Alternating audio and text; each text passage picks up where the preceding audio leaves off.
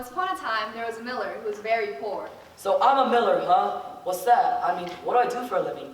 You mill. It means to grind things. What do I mill? Grain, corn, whatever. All right, I'm a miller, but I'm poor? I don't like that. Well, you do have a beautiful daughter. So what? I don't have any money. Let's just continue. Now it happened that this poor miller, who had a beautiful daughter, happened to see the king of the realm one day. Oh great, here comes the king. He's got loads of money, and I'm a penniless miller, whatever that means. Is that you, Miller? Apparently so. How are you, Your Majesty? I am excellent. I just received a new shipment of rubies from the Far East. How are you? Fine. Life must be so horrible for you, poor people. Actually, it's quite wonderful. I'm deliriously happy. What? What could you possibly be happy about? I do have a beautiful daughter. So, how does that increase your happiness? Well, she's a special girl. She can... Yes? Why, she can spin straw to gold. What? You can't be serious. I sure am. I just figured it out this morning. I came home, there she was at the spinning wheel, spinning muddy old straw to gold. This news troubled the king. If the miller's daughter could spin precious gold for worthless straw, the miller would soon be richer than the king. Why don't you bring her around to the castle tomorrow?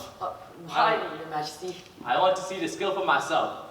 Well, she might be busy. No one is too busy to meet with the king. Now make it happen, or else. Since the miller could not argue with the king, he agreed to bring his daughter to court the next day. Father, why do you look so sad? Daughter, I made a dumb promise today. I said that you could spin straw into gold. Spin straw into gold? I can't even spin wool into thread. Oh well, there's no harm in a little lie. Well, the person I told was the king, and he wants you to come to his castle tomorrow and spin some straw into gold. Father, I won't. I can't. You'll just have to. I just pray he's merciful on you when he's figured out that you've lied to him. Me? You're the one who told the lie in the first place. Details. The next day, the miller and his daughter went to the king's castle. All right, let's see it. Spin some straw into gold. Well, Your Majesty, she's very shy. She can't do it right here, out in the open, with everyone watching. I can't do it anywhere. Fine then, I'll lock her up in our nice private dungeon. And then she can do her spinning down there. Father! And if she hasn't spun straw to gold by morning, both of you will lose your lives. Have mercy. Okay, I'll only kill the girl. Fair enough. So long, dear. Good luck. Father, I can't believe this. So the girl was placed in the dungeon with a spinning wheel and a crate full of straw. This is impossible. Tomorrow I'm going to die. Unless some strange and unexpected thing were to happen. Just then, there was a knock at the dungeon door. Huh? Who could that be? Hello, may I come in? Sure, I guess. The dungeon door, which had been locked, swung open, and a strange and unexpected visitor entered. He was a little man with a funny hat and funny shoes. Oh my, who are you? Nice try. You cannot know my name. If you knew my name, my magic would leave me. Then you're magical. Of course, apart from magical creatures, who else wears funny hats and funny shoes? Old people? I will agree to use my magical powers to help you. You'll help me escape from the dungeon? No, I'll help spin all this straw into gold for you. Why wouldn't you just help me escape from the dungeon? Listen, do you want my help or not? Fine. What must I do in return? You must give me something. I have nothing. I'm the daughter of a poor miller. A miller can't keep his big mouth shut. What's that around your neck? It's an old necklace my mother gave to me. Sold. I'll take it. All right. The girl handed the little man her necklace. Now sit back and watch the master at work. The little man seated himself at the spinning wheel, and whir, spun all the straw into gold before the girl's very eyes. Will you now tell me your name, strange little man? Well, my name is... I see your trick. You can never know my name. I thank you for your help. Farewell. The little man disappeared as quickly as he had come. The next morning, the king arrived and was struck to see that all the straw had been spun into gold. This is amazing. I can't believe it. Yep, it's true. Can I go now? Of course not. If you'd done this, you could spin even more straw to gold. I'll peg this room with even more straw for you to spin tonight. But I can't. You will, or I'll take your life. That night, the miller's daughter found herself in the same position she had been in the night before. I can't believe this. Now I really am in trouble. There's no chance the same strange and unexpected thing could happen twice in a row. Hello? May I come in? Just then, the little man waltzed through the dungeon door. You're back. Are you going to help me escape this time? Of course not. Don't you guys know how these stories work? I'm going to help use Spinstrong to gold again. That's not very smart. The king will just keep making me do this night after night. Do you want my help again or not? Try finding someone else who can spin Strong's gold, and at this late hour. Yes, but I have nothing else I can give you. Unless you take this old ring my mother left to me. I will and I shall. Give it to me. Once again, the little man seated himself at the spinning wheel and spun all the straw into gold before the girl's very eyes. Oh, all this spinning wears me out, but at least I have this nice shiny ring to show for it. It perfectly complements my pointed shoes. Now, I must be off before the king finds me. Why yourself so quickly? Don't you want to meet the king? Ha! Nice try. If the king knew it was me doing all this, he'd lock me in the dungeon instead. Farewell. The next morning, the king arrived and was even more shocked to see what the girl had apparently accomplished. Amazing. Tonight I'll practice with even more straw, and then I'll have even more gold than any other king in the world. You know, king, I didn't actually do this. You didn't? Then who did? Well, a strange and unexpected little man came here, and, A strange little man. And what was his name? he can't tell me his name. Convenient. I'm sorry, my girl. I must have more gold, and you're going to be the one who spins it for me. That night, the miller's daughter found herself in the same old situation. A room full of straw and no way to spin it. Well, Just as usual, the little man appeared. It's no use. I have to spin all the straw into gold, and I know you'll do it for me, but I have absolutely nothing else I can give you. no more shiny trinkets? None. Well, I can't spin straw into gold for free. This isn't charity, you know. I have this little handkerchief. Economy. The girl pulled out a wadded handkerchief from her pocket. Yuck, keep that. I have an idea. I will agree to help you again tonight, but you must make me a promise. If you are ever to become queen of the land, you must give me your firstborn child. What? What are you going to do with a baby? That's my business. My baby? Please, it's so hard for a strange little man to make friends. I could raise him to become my friend. Besides, what are the odds you'll ever become queen anyway? True, that would be quite strange and unexpected. So you'll agree? I have no other choice. The little man danced for joy, and once again seated himself at the spinning wheel and spun all the straw into gold before the girl's very eyes.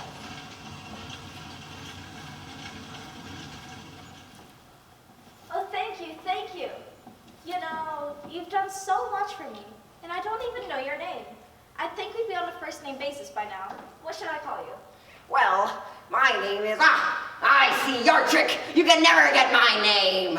Why? What's in a name? Why, everything's in the name. If you knew my name, it would undo all my work, all my power. That makes no sense. I know, it's strange and unexpected. Let's just say I'd prefer to remain anonymous. Fine, Mr. Anonymous. Thank you for this. Farewell.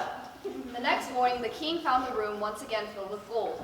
He had already decided that if the girl spun straw into gold this third time, he was going to marry her.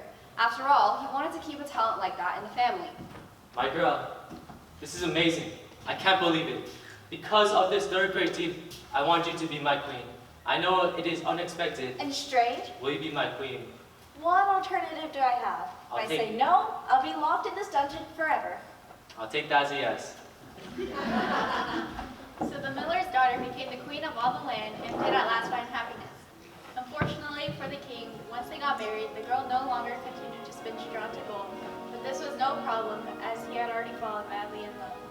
Over time, the new queen forgot all about the little man, who had somehow become the author of all her happiness. 3 days later, when the little man appeared before the king and queen, he was sure that he had won. Who in a million trillion years would ever guess the name Rumpelstiltskin? The king and queen were blessed with a newborn baby prince.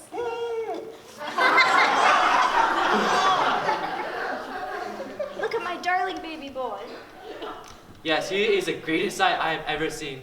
Me too! There was a popping sound, and the little man appeared in their midst. Remember me? Remember what you promised me? I'm here to collect. You can't be serious. I'm not giving you my baby. That's creepy, even for a fairy tale. You promised! You promised! If you break your promise, I will curse this entire kingdom! Who is this strange little man? Oh, I almost forgot. Allow me to introduce my husband, the king. Oh, where are my manners? Pleased to meet you. My name is... I see your trick. Nice try. You're never getting my name. And you're never getting my baby. Well then, let's play a game. A guessing game. If you can guess my name, I won't place a curse on this entire kingdom. Guess your name? Is that it? Yes, good luck. I have the strangest name known to man. Reginald? No. Millhouse? No. Throckmorton? I will be back in 3 days' time, and if you can't guess my name, I will place a curse on this entire kingdom. When the little man was gone, the queen called for her tame raven, a pet that her husband had given her as a wedding present. Oh. Raven, I must find out the name of the strange little man who is just here. Can you help me? Oh, I will try, Your Majesty. Hurry, my pet. The entire kingdom is at stake. The raven flew all throughout the land and searching for the little man and came upon a deep forest. She stopped and rested on a tree branch to catch her breath, and when she did, she heard a far-off noise, and the little man appeared dancing through the forest. La-dee-dee, la-dee-dee. Foolish girl, you think you can guess my name? Only a fool would agree to play my game, and you will lose it all the same, for it is a name no tongue can tame. Rumpelstiltskin is my name. Rumpelstiltskin, thank you. Get away, you stupid bird. The bird flew back to the queen and reported what he had heard. 3 days later, when the little man appeared before the king and queen, he was sure that he had won. Who in a million trillion years would ever guess the name Rumpelstiltskin? Hello, chumps. Ready to play my game? Of course. You may have as many guesses as you like, but you will never, ever guess my name, for it is a name that is... Rumpelstiltskin. The little man couldn't believe his ears. He was so flabbergasted and gastroflab that they had guessed his name. How strange and unexpected. The little man ranted and raved all about the throne room, pulling his hair and stomping his pointed feet. No, this can't be. The little man ranted so hard that he turned red, then blue, then purple. Then at last grew so angry that he exploded and evaporated into a puddle of smoke.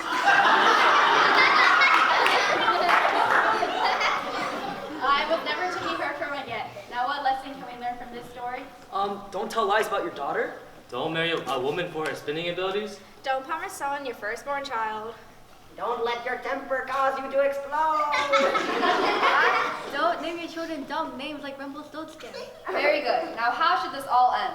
And they lived happily ever after.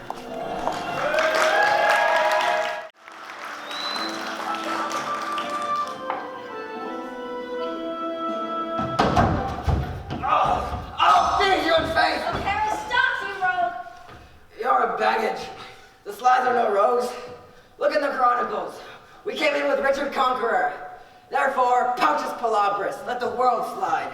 Cessa! You will not pay for the glasses you have burst? No, not a penny. Go to your cold bed and warm you. I know my remedy. I must go call a policeman. I'll answer by the law. I won't budge an inch, boy. Let him come.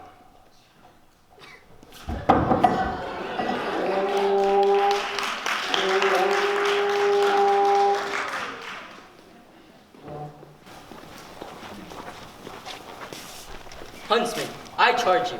Take good care of my hounds. Did you see how Silver picked up the trail near the hedge when Sam was all but lost? I'll not sell the dog for 20 pounds. Well, Bellman is good as you, my lord. Twice today he picked out the dullest scent. Trust me, I take him for the better dog. You're a fool, but feed them well and look after them. I plan to hunt again tomorrow.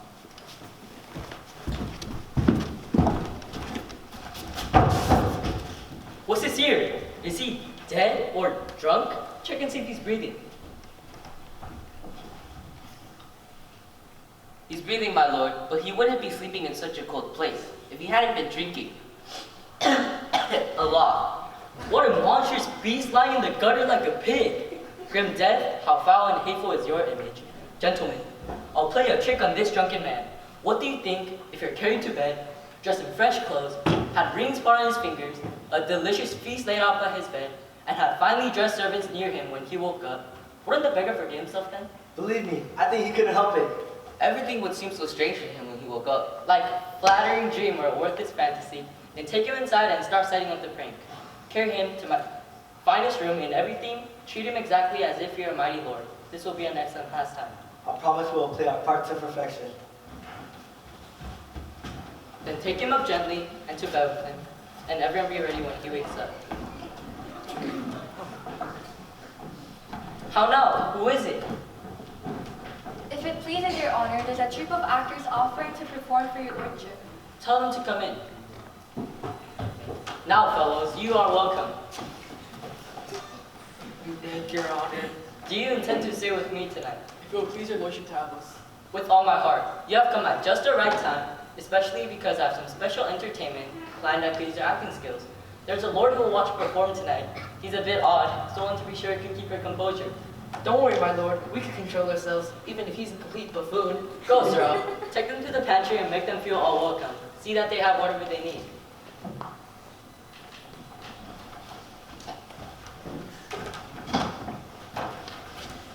For you, go to Bartholomew my page and dress him up like a fine lady. Then take him to the drunkard's chamber and call him madam, and bow to him. He must shed tears overjoyed that her noble lord is restored to health. I'll give you more instructions later.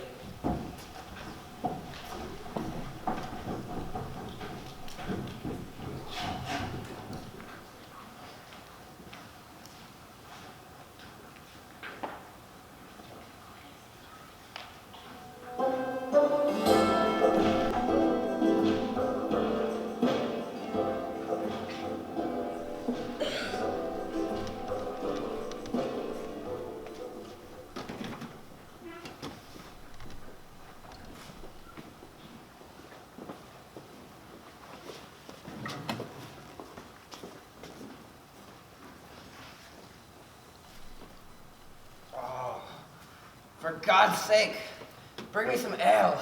Would your lordship like some champagne? Would your lordship like some caviar? What outfit will your honor wear today?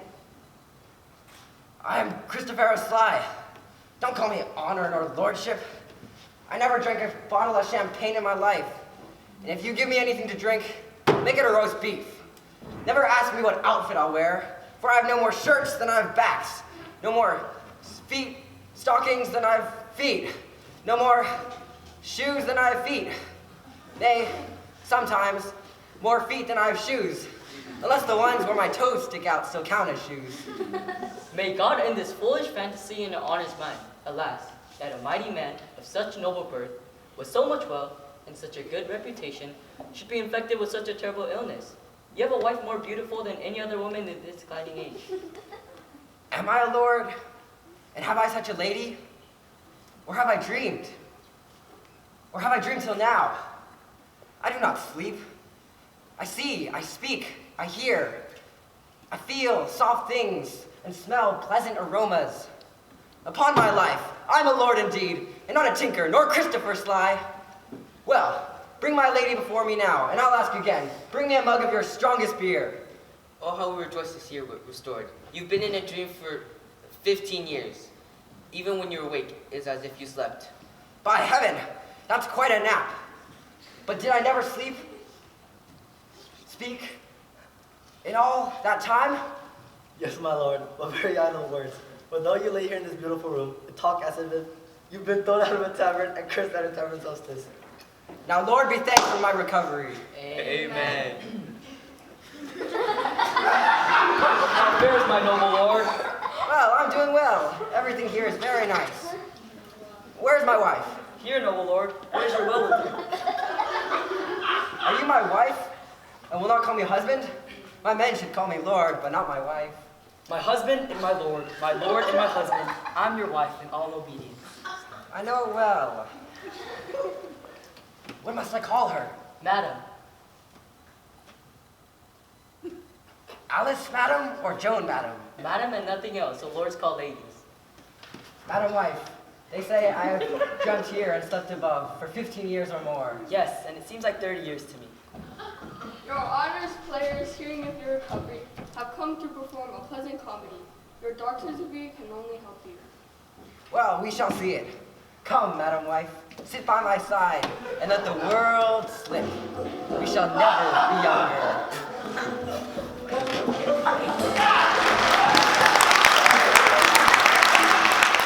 Ah, good servant, here we are in Padua at last.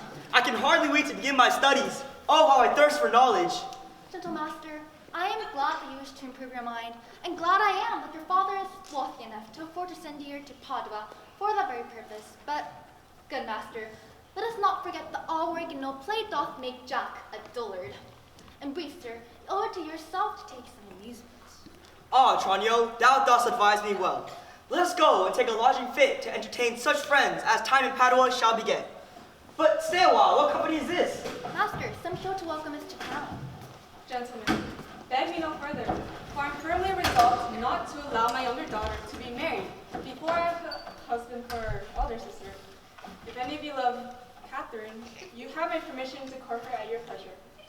No thanks, she's too raw for me. Hortensio, will you marry her?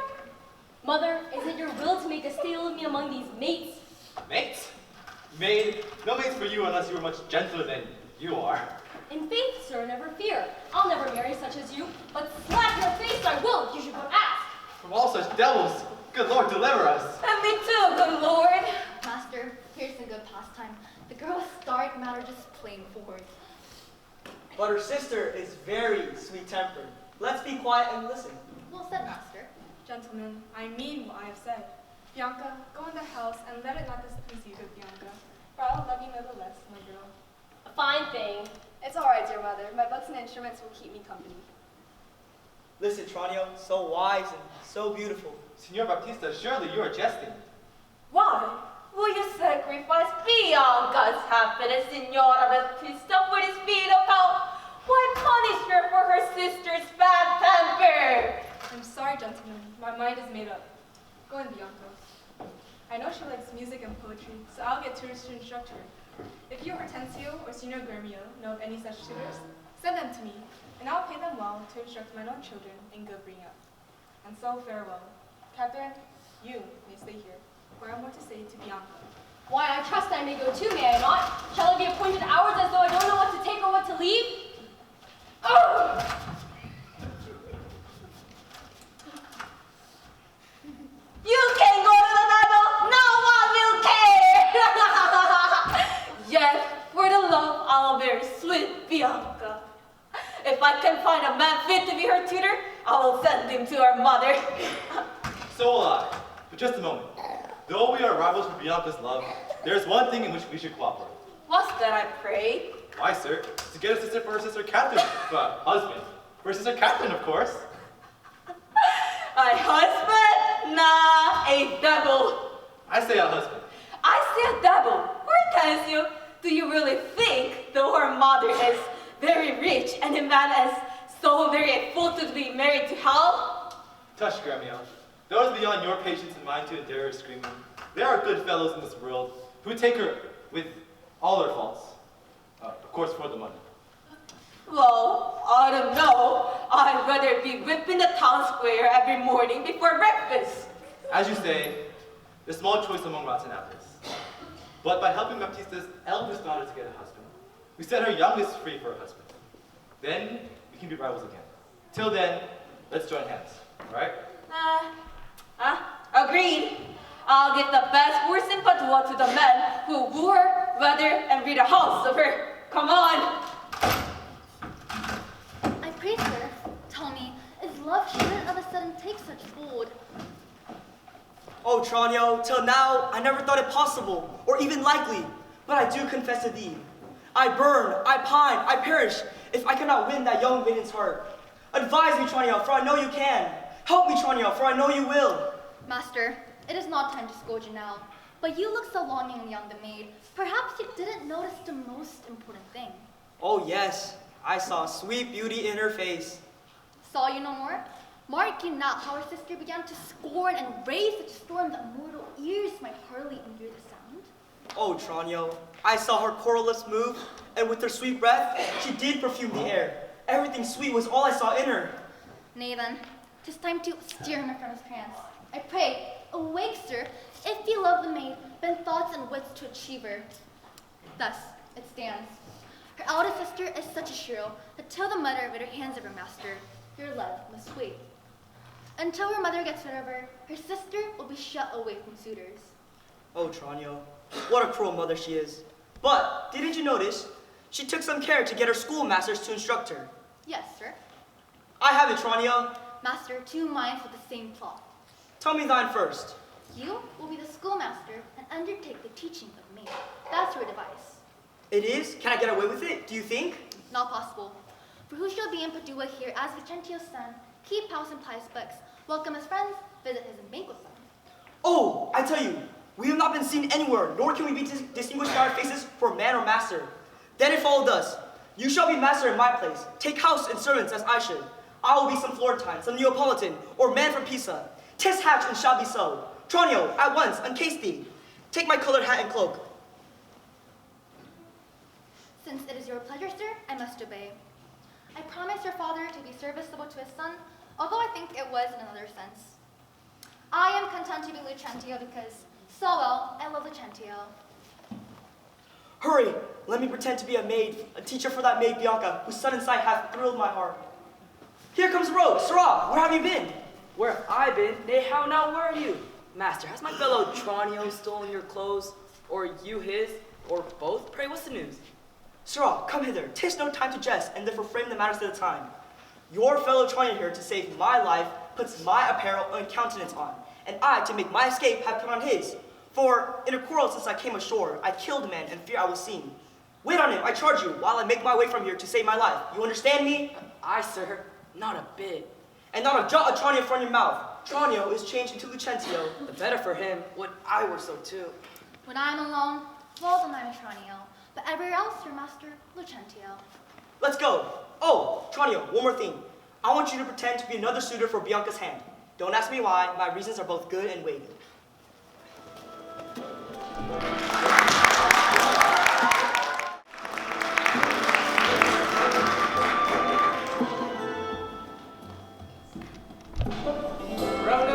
For a while I take my leave to visit my friends in Padua, but mostly my best friend Hortensio. And I do think this is his house. Here, Grumio, knock, I say. Knock, sir? Whom should I knock, sir? Is there any man here who has refused your worship? Villain, I say, knock me here soundly. Knock you here, sir? Here, sir? Why, sir? What am I, sir, that should knock you here, sir? Villain, I say, knock me here soundly and rap me well, or I'll knock your name's cake. My master's grown quarrelsome. I should knock you here first, and I know after who comes by the worst. Who it not be? Faith, sirrah, if you'll not knock, I'll ring your ears and make you sing. Help, mistress, help, my master's mad. Now knock what I think is sirrah, villain. Anna, what's the matter? My old friend Grumio, and my good friend Petruchio. How's everyone in Verona? How are you, Hortensio? Tell me now, Petruchio. What happy wind blows you to Padua from old Verona? Well, Hortensio, my father died recently, and left me pretty well off, so I decided it was time I got married and settled down. Well, I'm glad to see you. You haven't changed a bit. No, sir, he sure has not. Be gone or else be quiet, I warn you. Hortensio, do you know of any marriageable woman with large dowries? I've come to Padua to get a wealthy wife. No, I don't. Well, yes, I do know of such a female, and I promise you she is rich. Very rich. Oh, but you are too much my friend, and I'll not wish her upon you. Hortensio, between friends few words suffice, and therefore if you know a woman rich enough to be Hortensio's wife, whether she be as old as Satan or as ugly as Methuselah, I don't care. I'll marry her if she's rich enough. It's true, sir. He tells you flatly what his mind is. Why give him gold enough to marry him to a woman without a tooth in her head? He's better off this way. Trukia, I was only joking. However, I could help you find a wife with wealth enough and young and beauteous. Brought up best becomes a gentleman. Her only fault, and that is fault enough, is her vile temper beyond all reason. Even if I were as poor as a church mouse, I would not wed her for a mine of gold. Peace, Hortensio. Thou would know it's not gold's effect. Just tell me her mother's name and it is enough. Thus, I will woo her as though she howled as loud as thunder. Her mother's name is Baptista Minola, a pleasant and courteous woman. Her name is Catherine Minola, renowned in battle for her scolding tongue. I knew her mother, and she knew my mother well. I will not sleep, Hortensio, until I've met her, and therefore, please excuse me to take my leave, unless you wish to accompany me hither. Oh, Petruchio, I couldn't let you. I pray you, sir, let him go while the humor lasts. On my word, if she knew him as well as I do, she would think scolding would do little good upon him. You know him not, sir. But, oh, all right. However, I must go with you, for I am in love with her youngest daughter, beautiful Bianca. And she withholds her from me and other suitors till that Catherine the Cursed has got a husband. Catherine the Cursed. Wow, that's the title for a baby. Will you do me a favor? I want you to introduce me to old Baptista, disguised in silver robes, so that I may by this device at least have leave and leisure to secretly court Bianca. Here's neighbor. See how the young folks put their heads together to fool the old folks? Well, very well. Make haste and disguise yourselves. Master, look about you. What goes here? Quiet, Grumio. It is the arrival of my love. Petruchio, let's stand by and listen. Oh, very well. I have read the note myself, but listen, sir. I'll have you read no other's love letter to her. You understand me? Oh, very well, perfume. Yet, Bianca is sweeter than perfume itself. Oh. So, what will you teach her? I assure you, whatever I read to her, I'll plead for you as my patron, as firmly as you would yourself, and perhaps with more successful words than you, unless you were a scholar, sir. Oh, this learning, what a thing it is! She's not very bright, is she? Shut up! Quiet, Grumio. God save you, Signor Gremio. And you're one man, Signor Hortensio. You know where I'm going? To Baptista Minola's house. I promised for her to find a man fit to be fair Bianca, and by good fortune, I found this young scholar. He's very well read in poetry and other books. A very good one, I'm sure. And I have also met a fine musician to instruct fair Bianca, who is so beloved of me. And beloved of me, and that my deeds shall prove. Quiet, Grumio. Listen to me, for I will tell you wonderful news. Here is a gentleman I met by chance, who will undertake to coo and woo Catherine the Cursed. Yes, and to marry her if her dowry pleases him. That is wonderful, if he will do so. Hortensio, haven't told him all their faults? I know she is a shrew. If that is all, master's I fear no harm. No, friend, where are you from? Born in Verona, Antonio's son. My father dead, his fortune lives for me, and I do hope good days and long to see. Oh, sir, such a life with such a wife very strange. But if you have a stomach for it, you shall have my assistance. But do you really woo this wildcat? Of course. That's why I came here for. Do you think a little din can dull mine ears? Have I not in my time heard lions roar? Have I not heard the sea rage like an angry boar? Have I not heard heaven's artillery thunder in the skies, and in pitched battle heard neighing of steeds and trumpets clang, and yet you tell me of a woman's tongue? Tush, tush. Frighten little boys with bugs. He fears nobody. I promise to split the cost of his wooing, no matter how costly. And so we will, provided that he wins her. I wish I were as sure of a good thing. Gentlemen, God save you. If I may be so bold, tell me, I beseech you, what is the shortest way to the house of Signora Baptista Minola? She that has fair 2 daughters? Is that who you meant? Even she. Oh, her too, sir, but you don't really mean to see her, do you? Perhaps her and her, sir. We'll have you to do with it. Sir, let him alone. He means no harm. Well, I don't like busybodies. Well begun, Tranio. Sir, a word ere you go. Are you a suitor to the maid you talk of, yea or nay? And if I am, sir, what's the problem? Nothing else. Without more words, you will go. Why, sir, I pray you? Are not the streets as free for me as for you? But she is not. For what reason, I beseech you? For this reason, if you will know, she is the choice of love of Signor Gremio. The choice of Signor Hortensio. That's what he thinks. I'm the one she will choose. Please, gentlemen, she may have 1,000 suitors. One more won't make a difference. Sir, let me be so bold as to ask. Did you ever even see Baptista's youngest daughter? No, sir. Here I do that he has two. The one as famous for scolding tongue as the other for beauty's modesty. Oh, sir, let the first one go by. She's for me. Yea, lift the labor for great Hercules. Sir, the second one is kept from all acts of suitors, and cannot be wed until the older be wedded, not before. If it be so, sir, that you are the man that breaks the ice and marry the other, thus setting the younger free, will all be in your hands. Sir, you say well. And since you profess to be a suitor of the maid you talk of, help us pay this man's expenses. Agreed. Let us eat and drink as friends. Excellent idea. Friends, let's be gone. Chukio, I'm by.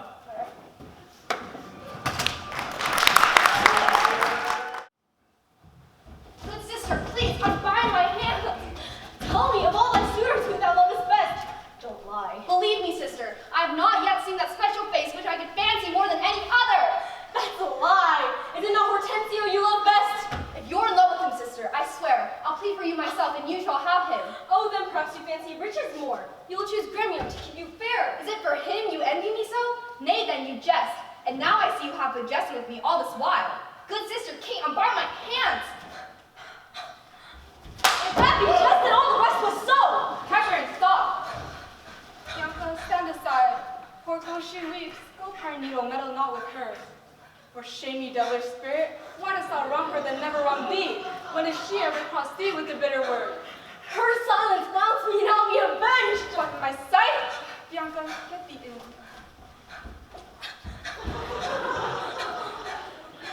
So you won't let me touch our precious Bianca.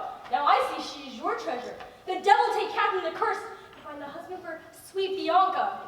Now I'll go weep until I can find a chance for revenge. Ugh! Was ever mother thus grieved as I am? But who comes here? Good morrow, neighbor. Good morrow, neighbor Gremio. God save you, gentlemen. And you, ma'am. Pray, have you not a daughter named Catherine, fair and virtuous? I have a daughter, sir, called Catherine. Virtuous son, you be more thankful. Madam, I've heard of her beauty, of her straightforwardness, and of her mild manners, and so I've been bold enough to come and see her for myself. And, for my welcome to your house, I present you with a tutor for your daughter.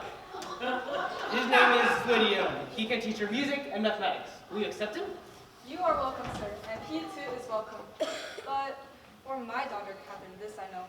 She's not for you, more's the pity. I see you do not mean to part with her, or else you do not like my appearance. You mistake me, sir. What is your name? Petruchio is my name, Antonio's son, a man well known throughout all Italy. I know him well. You're welcome, for sir.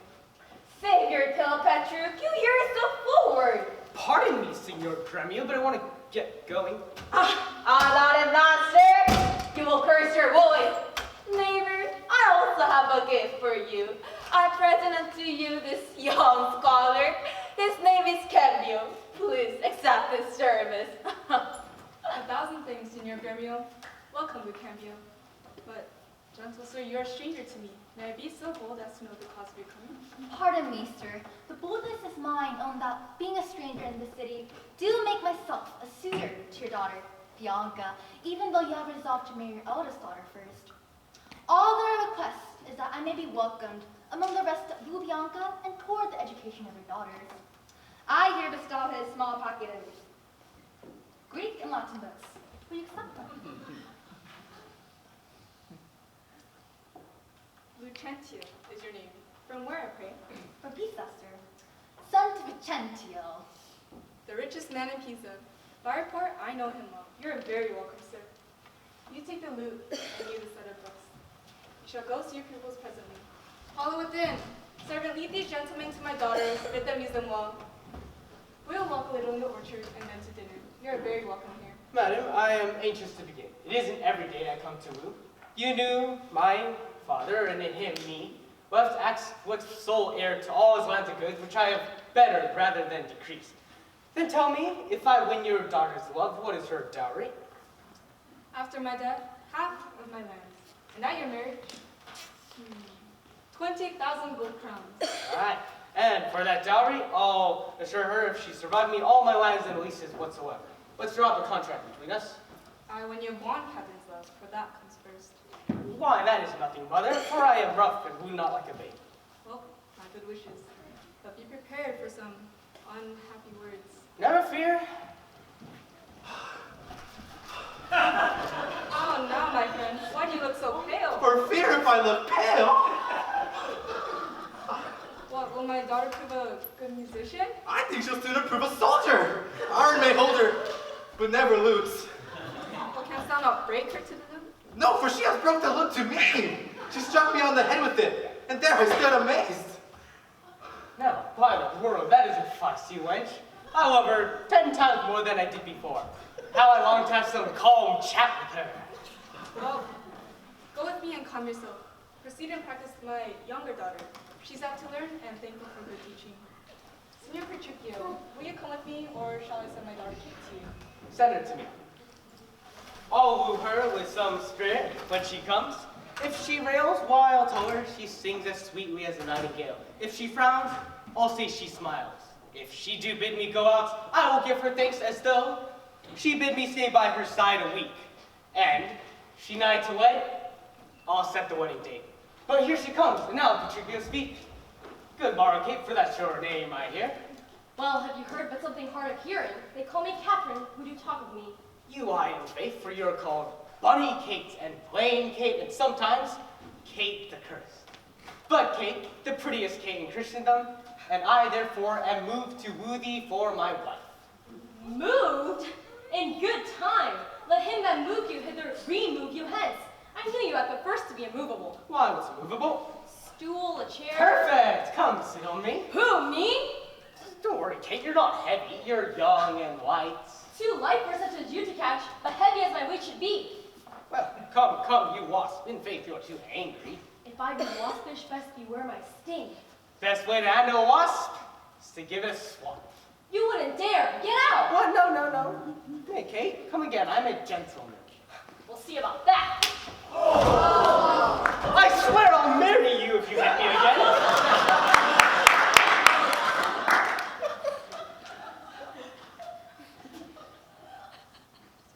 You look like a crab. Well, where? Show me. There is. Show it to me. If I had a mirror, I would. Why? Here's no crab, and therefore not look sour. 'Tis my fashion. Well, you mean my face? Yes, I do mean your face. Your face is all wrinkled up. I'm old, 'tis because of cares. I care not. Oh, no, you don't. Let go of me! Why? I find you passing gentle. 'Twas told me you missed. 'Twas told me that you were rough and coy and sullen, and now I find that to be a lie, for you are as sweet as springtime flowers. Oh, blasphemous world. Kate is as narrow and straight as a hazelnut twig. You're not very strong. Narrow and straight as a hazelnut twig, as brown and hue as a kernel, and sweeter than the nuts. Oh, let me see you walk. Why, you don't limp. Go, fool! Why, you walk like a queen. Where did you learn all this goodly speech? It's extempore from my mother. A witty mother with a witless son. No, I'm not wise. Hardly wise enough to keep yourself warm. Kate, let's get down to plain terms. In cases your mother has agreed on our dowry, and will you or nill you, I will marry you. Now, Kate, you must not look so sour. Thy beauty makes me like you well. You must be married to no man but me, for I'm the man that's born to tame you, Kate, and turn you from a wild Kate into a gentle Kate. Oh, here comes your mother. I must and will have Catherine for my wife. Now, Senor Petruchio, how goes it? How but well, sir, how but well. 'Tis impossible I should miss. Oh, my daughter Catherine, why so sad? Don't call me daughter. Now I promise you, you have regarded me with tender motherly regard to wish me to wed a lunatic and a doctor for being cursed was false. She isn't cursed. If she be cursed, it's only play acting. She is not forward, but as modest as a dove. And, in summary, we have agreed so well together that Sunday shall be the wedding day. I'll see thee hanged on Sunday first. Her good patriotism says she will see thee hang on first. Well, there goes our good fortune. Be patient, gentlemen. If she and I are pleased, what's it to you? Well, mother, wife, and gentlemen, goodbye. I'm off to Venice to buy our wedding clothes. Sunday will come quickly, we will have rings and things and finery, and so, kiss me, Kate. We will be married on Sunday!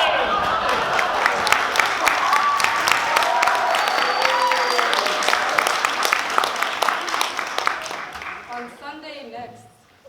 Was ever a match made so quickly? I'm dumbfounded. Oh, no! Baptista, to your younger daughter. Now is the day we long and look for. I am your friend and was a suitor first. And I am the one that loves Bianca more than words can tell. You're too young for her. You're too old for her. Now, I can assure my daughter, the greatest dower shall have my Bianca's love. He is old. I young. May that young man die as well as old. Well, gentlemen, I'm thus resolved.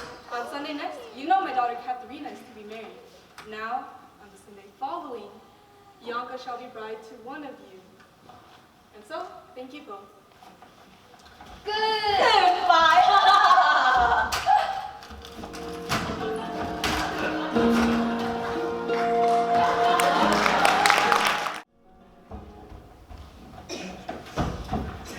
Enough, fiddler! You grow too forward. Have you forgotten our sister Katrina? Thank you for your insistence. But this is not Catherine. This is the goddess of heavenly harmony. So let me go first. And after I spend an hour in music, you can have the same amount of time for your lesson. You aren't even educated enough to understand why music was created in the first place. Wasn't it to refresh the mind of man after his studies and daily labor? Let me read philosophy with her, and when I take a break, then you can come with your harmony. Why, gentlemen, you both do me wrong in arguing over something that is really my decision. I'm no schoolboy to be whipped and disciplined. I won't be ordered about with hours and appointed schedules, but learn my lessons as I please myself. So here's how we'll settle this. You, take your instrument and play a while. His lesson will be done even before you've tuned it. And you'll end this lesson when I'm in tune? That will never be. Tune your instrument. Where do we leave off? Here, madam. Translate them. Hinkybot, as I told you before. Simois, I am Lucentio. Hic est son unto Vincentio of Pisa. Sigea telus, disguised like this to get your love. Hic steterat, and that Lucentio that comes to woo you. Priogni is my servant Tranio. Regia, pretending to be me. Kelsasenis, so full old Brainio. Madam, my instrument is now in tune. Let's hear it. Oh, the treble jars. Spit in a hole man and tune again. Now let me see if I can translate it. Hic ibat simoi. I don't know you. Hic es sigea telus. I don't trust you. Hic stetera priami. Make sure he doesn't hear us. Regia. Don't presume. Kelsa senis. Don't despair. Madam is now in tune. All but the bass? Bass string is fine. It's this bassy villain that's out of tune. How touchy and forward this tutor is. I swear, he must be secretly courting my beloved. Little know-it-all. I'll be watching you. In time I may believe, but I have my doubts.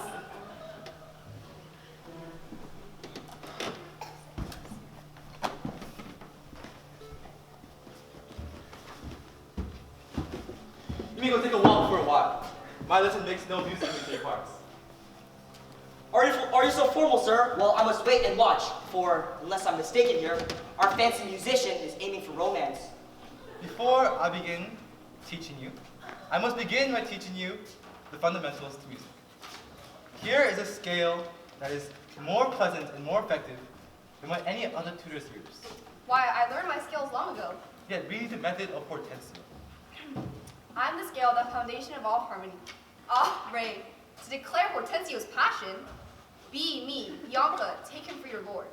C, Fao Ut, he loves with all affection. D, Sol Ray, I have one key and just 2 notes. E, La Me, show me pity or I die?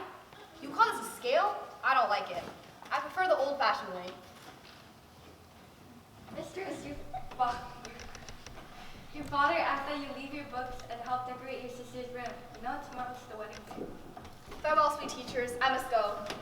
Very well then. I have no reason to stay. But I have a reason to examine this know-it-all more closely. I think he looks like he's in love. But if Bianca is so vulgar as to fall in love for every worthless man she sees, then let him have her. I'll be through with her.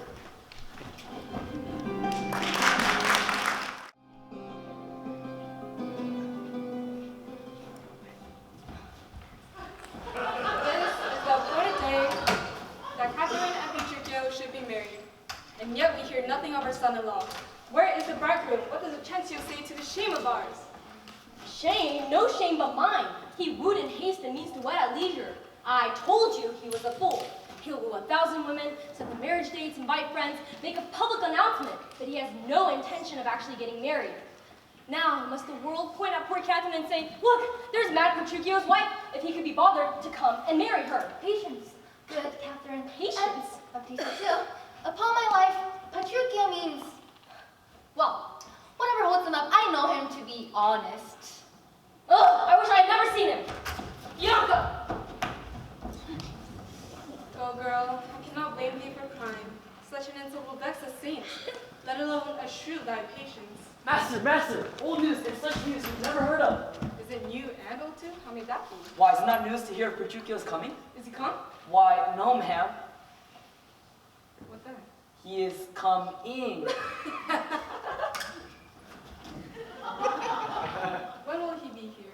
When he stands where I am and sees you there. But what about the old news?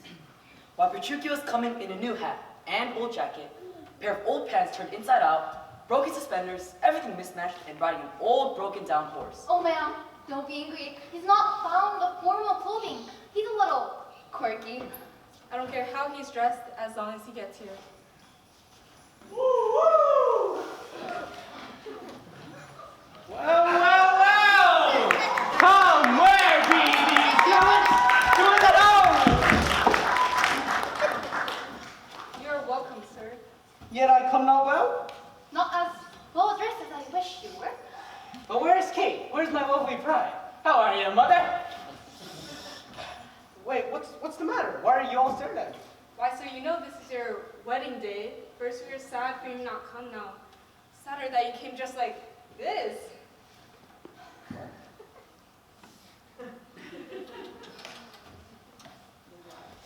And tell us, what has detained you so long? It would be tedious to tell and harsh to hear. The most important thing is that I'm here. But where is Kate? Where's my bride? The morning wears. It was time we were at church.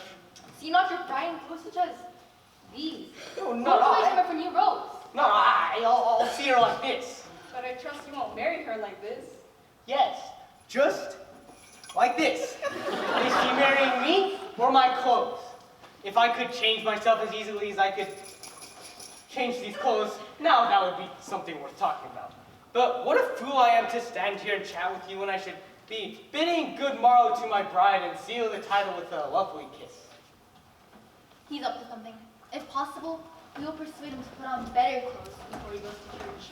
Too late, there he goes with Catherine.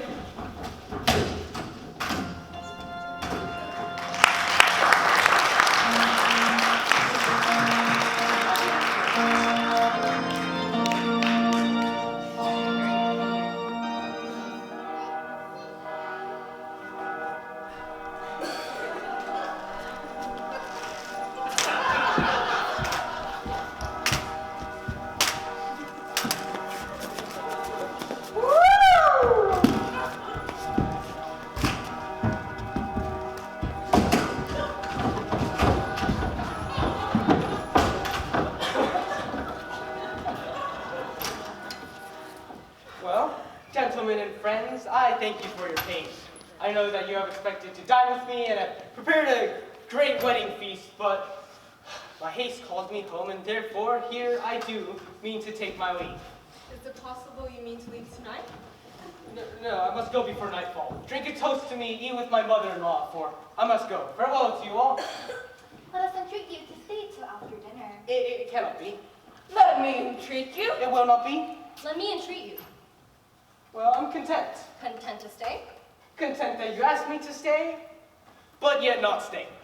Now, if you love me, stay. Grumio, my horse. Aye, but the oats have eaten the horses. Nay, then, I will not go today. No, not tomorrow. Not till I please. The door is open, sir, there lies your way. As for me, I will not be gone till I please myself.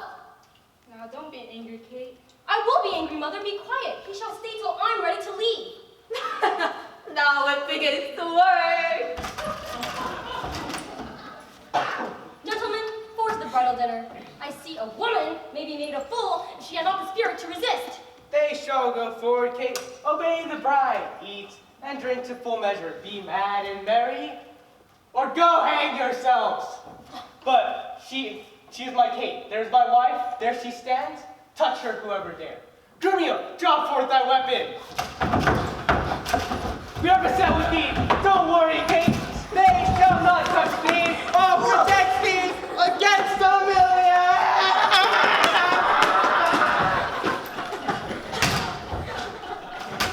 May let them go, a couple of quiet ones.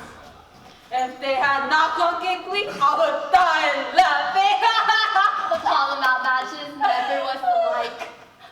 Bianca, what's your opinion of your sister? That being mad herself, she's madly mated. I guarantee Petruchio is Kaden. Neighbors and friends, though we like bride and bridegroom, let us still celebrate and feast. Lucentio, you shall take your bridegroom's place, and Bianca take her sister's place. Doesn't not prepare to be a bride? She shall, Lucentio. Come, gentlemen. No, Bianca! She is Five, on all tired horses, on all mad masters, and all foul ways. Was ever man so beaten, was ever man so weary? I'm sent before to make a fire, and so they are coming after reward themselves. Ho, Curtis! Who is it that calls so coldly? A piece of ice, of fire, good Curtis. Is my master and his wife coming, Grumio? Oh, aye, Curtis, and therefore fire! Is she so hot as you as was reported? She was, good Curtis, before this frost, but thou knowest winter tames man, woman, and beast. But wilt thou make a fire, or shall I soon report thee to thy new mistress, whose hand you'll soon feel for being slow? Please, Grumio, tell me, how goes the world? A cold world, Curtis, in every office but yours. And therefore, fire! There's fire ready! And therefore, to Grumio, the news. I have caught a cold. Is supper ready? The house clean, cobwebs swept, and everything in order? All ready. And therefore, I pray thee, news. First, no, my horse is tired. My master and mistress fallen out. How? Out of their saddles and into the dirt, and thereby hangs the tail. Let's have it, Grumio. Come here. Lend that here, Here. This is to feel a tale, not to hear a tale. That is why it is called a sensible tale. Now I begin. First, we came down a steep hill, my master riding behind my mistress. Both on one horse? What's that to you? You tell the tale. Now, had you not crossed me, you would have heard how her horse fell, how she fell under a horse, how in different places she fell, and how many places she fell, and all things of worthy memory which now you'll never know. By all this, he is more mature than she. Aye, and that you'll hear when he comes home. But why are we sitting here talking about this? Where is Nathaniel, Joseph, Phyllis, Walter, and the rest? Are their heads slickly combed? Are they ready? They are. Call them forth. Do you hear? Home? Welcome home, Grumio. How are you, Grumio? Fellow Grumio. Hello, friends. Is all ready and all things neat? All is ready. How near is our master? He's just outside by now. Silence! I hear him. Where be?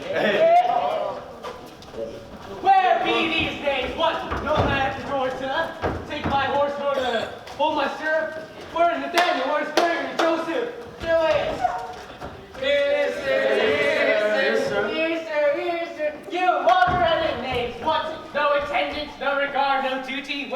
fool I said before. Here, sir, as foolish as I was before. You peasant! Did I not tell you to come and meet me in the park and to bring these rascal names with you? Go, rascals, go! Fetch me my supper!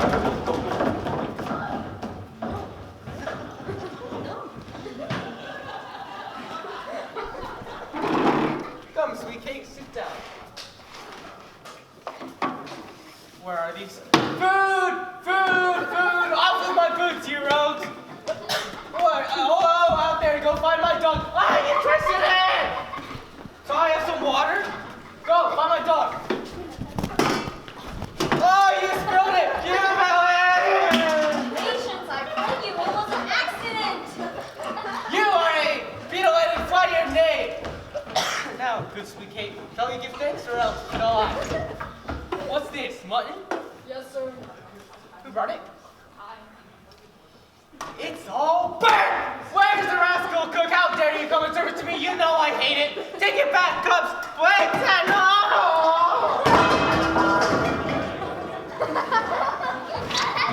Meat was good enough, I think. I tell you, Kate, it was burnt and dried up. I'm not supposed to eat it. Bad for my temper. Be patient. Tomorrow we'll eat. Tonight we'll fast. Come, I'll show you your bedroom.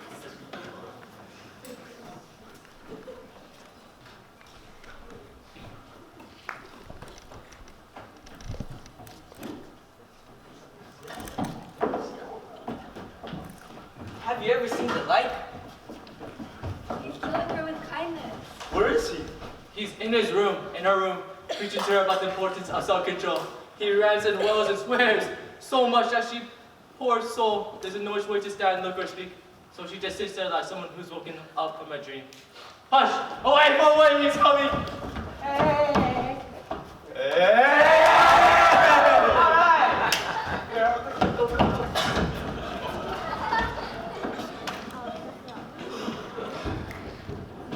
Thus have I begun my campaign, and it is my hope to have it end successfully. She ate no meat today, nor shall she eat any. She slept not today, nor shall she sleep any. As with the meat, I'll make some complaint about the making of the bed. This way throw the sheets, the other way the pillows, and all the time I'll insist it's done in reverent care of her. This is the way to kill a wife with kindness, and thus I'll curb her bad temper. Any of you who knows better how to tame a shrew, let him speak. I'll gladly listen.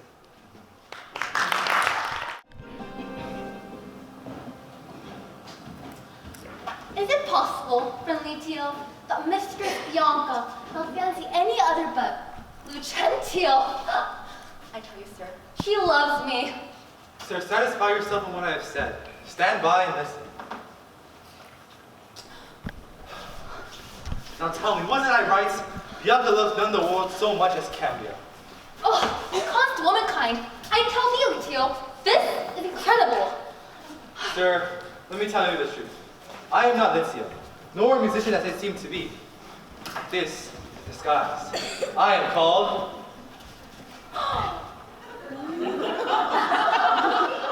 Hortensio! Hortensio! I have a word of you and a affection for Bianca, and since I see she loves another, I will join you in rejecting Bianca and your love forever. See how they coo and flirts? Signor Lucentio, here is my hand, and here I firmly vow to never woo Bianca again, but to forget her. I did the same oath. I wouldn't marry her, even if she begged me to. Fie on her. See how she caresses him. As for me, I will be married within 3 days to a wealthy widow who has loved me for as long as I have loved this proud, disdainful vixen. Kindness in women, not their beautiful looks, shall my life. And so, I take my leave. Mistress Bianca, Master Lucentio, good news. Hortensio has decided that he no longer wishes to marry you. Haha, and what about you, Tranio? Oh, mistress, you're joking. But I have forsworn you too. Well then, Eutronio, then we are rid of him. In faith, he is going to marry a rich Renal that shall be wooed and wed in a day. God give him joy. I am heel tamer. So he says, Tranio. Why not? He's gone to the taming school. What? The taming school? Is there such a place? Oh, yes, mistress. And Petruchio is the teacher that teaches how to tame a shrew and quiet the chattering tongue. No, no, forsooth I dare not. Did he marry me to starve me? Beggars that come to my father's door get more to eat. But I, that never knew how to beg and never needed to, am starved for food and dizzy with lack of sleep, kept awake with curses and fed only with arguing. Ugh, and what disturbs me most is that he does all this in the name of perfect love. Please go and fetch me some food. I don't care what it is, as long as it's food. What do you say to a pig's foot? I like it well, good Grumio. Fetch me some. Ah, I almost forgot. Meat like that is choleric. It leads to a hot temper. What do you say to a fat tripe finely broiled? I like it well. Ah, man, I cannot tell. I fear it may also be choleric. What do you say to some beef and mustard? A dish I do love to feed upon. Man, but the mustard is a little too hot. Why then, the beef without the mustard. Nay, then I will not. You will either have the mustard or else you get no beef from Grumio. Then one or both or anything. So then, the mustard. Out of here with Billy! Get out! Tormenting me! The whole pack of you! You mean that? Get out! How fares my cake? What, sweetheart, all downcast? Mistress, what cheer? I feel terrible! Well, pluck up your spirits. Look cheerfully upon me. Look what I've brought you. I'm sure, sweet Kate, that this kindness merits thanks. What, not a word? Why then, all my effort is wasted and... Here, come take this dish away. No, please leave it. Even the poor service is repaid with thanks, and so shall mine, Kate. Before you touch the meat. I thank you, sir. Hortensio, eat it all without be a friend. 3, 2, 1.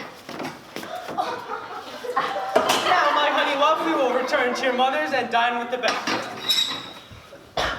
Oh, wow. What, hast thou dined already? Good. Taylor is waiting for you. Come, Taylor, lay forth your ornaments. Let's see the gown. What's the news with you, sir?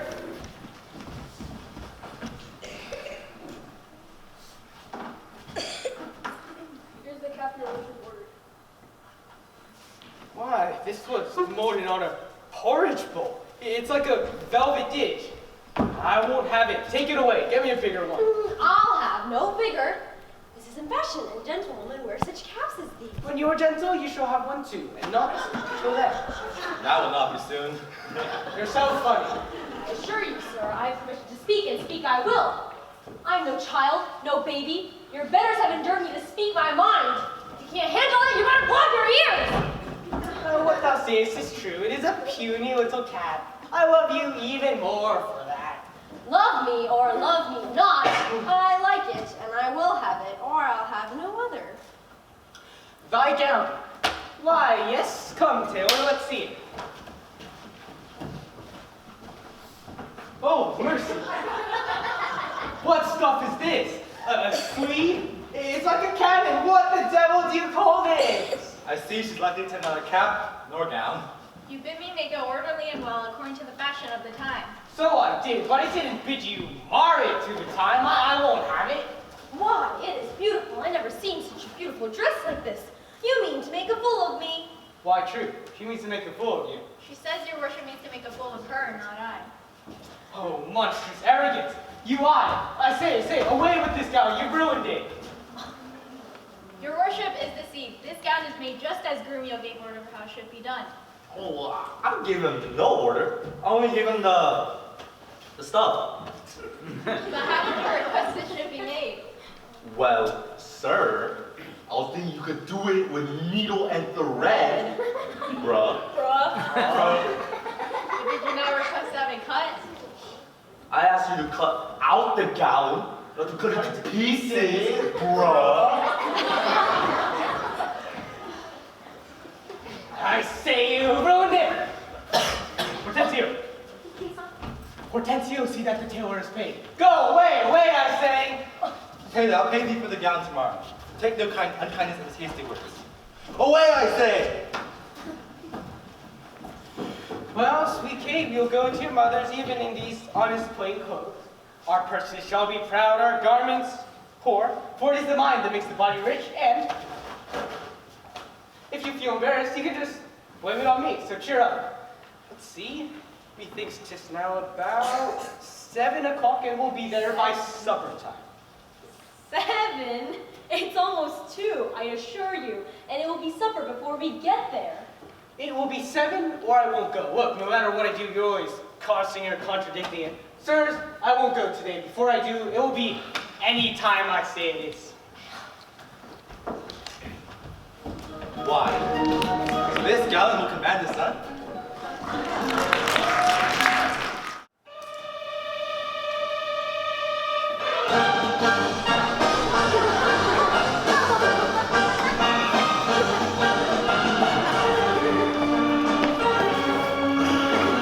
The old priest at St. Luke's is at your command at all hours. What should that mean to me? Take Bianca to the church. I cannot tarry. I'm going to St. Luke's to let the priest know you're bringing the bride. I will, if she be so contented. She will be pleased. Why should I doubt?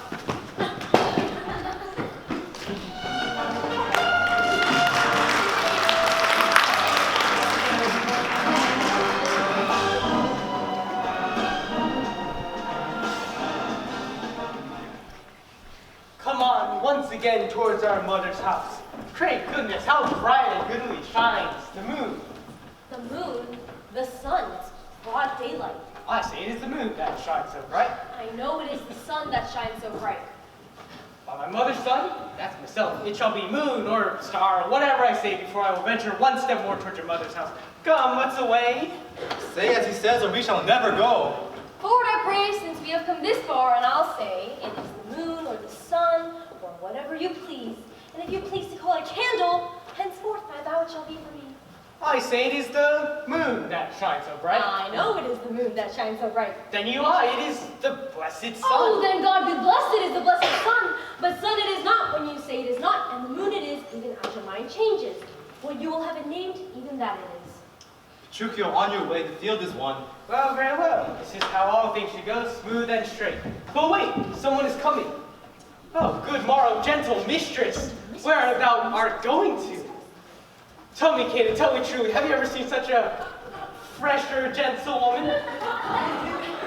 Look at those eyes which lighten up her face like stars in the heavens. Look at that rosy cheeks and look at that searing jawline. Kate, give her an embrace for her beauty's sake. It will make the man angry to make a woman of him. Young, fresh, fair, sweet girl. Happy are the parents of so fair a child. Now, Kate, I hope thou art not mad. This is a man. Old, faded, and wrinkled, not a maiden, as you say he is.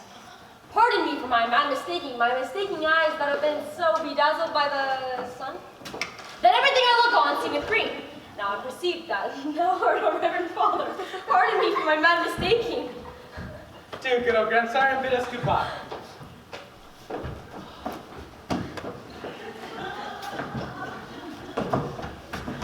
Well, Pashukyo, this has given me new courage.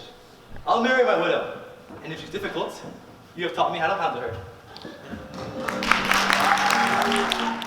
Yonder she is, and we are all undone. Pardon, sweet mother. Pardon, dear mother. What do you mean? How is thou offended? Where's Lucentio? Here is Lucentio, the true son of Vincentio of Pisa. I have married your daughter while you were kept busy by my servant Tranio. Tranio? Thy servant? You are not Cambio? Cambio is changed to Lucentio. Love performed these miracles. Bianca's love made me exchange places with Tranio. What Tranio did, I forced him to do. So pardon him, sweet mother, for my sake. But is this true, that you have married my daughter without my permission? I'll see how deep this villainy goes. Don't worry, Bianca. She won't stay angry with you. Husband, wasn't that my mother? Let's follow. First, kiss me, Kate, and then we will. What? In the middle of the street? What? Art thou ashamed of me? No, sir, but afraid to kiss in public. Why then, let's go back home. Come, what's away. Nay, then, I'll give you a kiss. I'll give you a kiss. Come, is this not well? Better once than never, for never too late.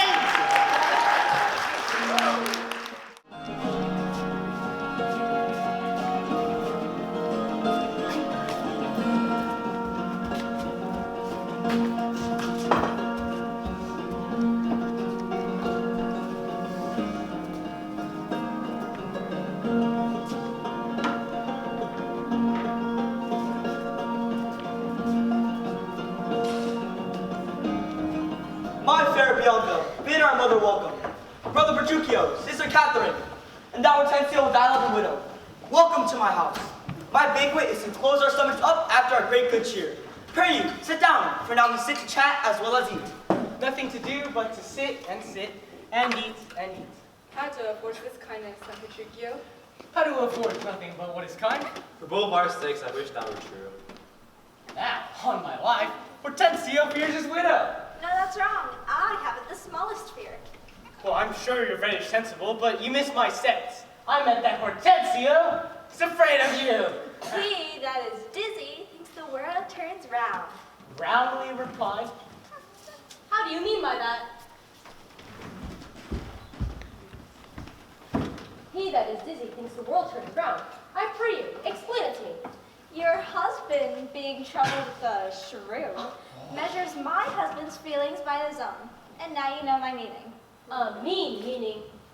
Right, I mean you. I am mean, respecting you.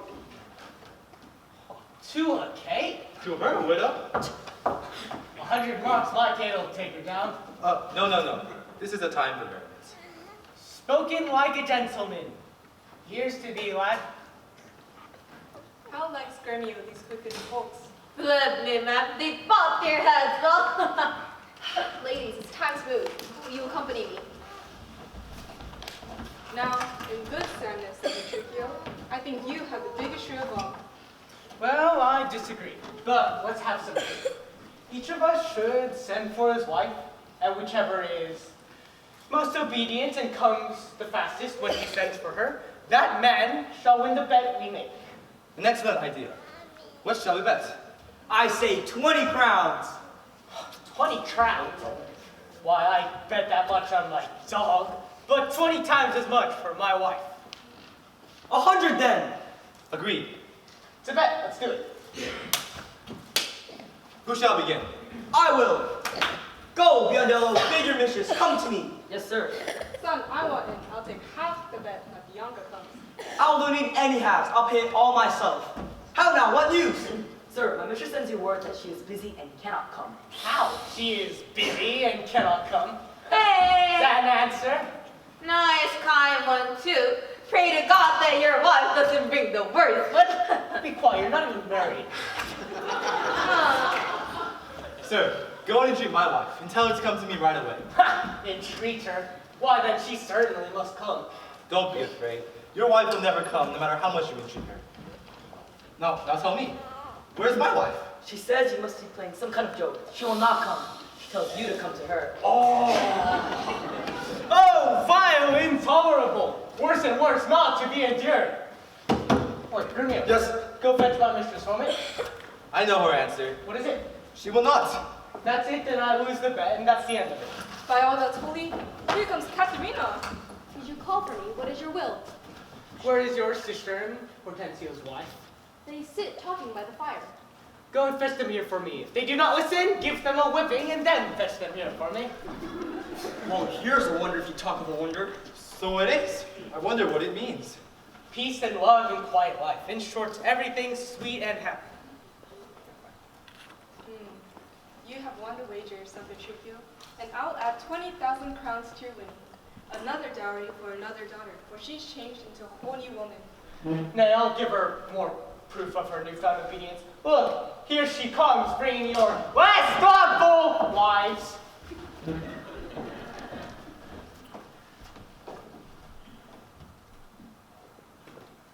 Oh, how they come, Miss Catherine.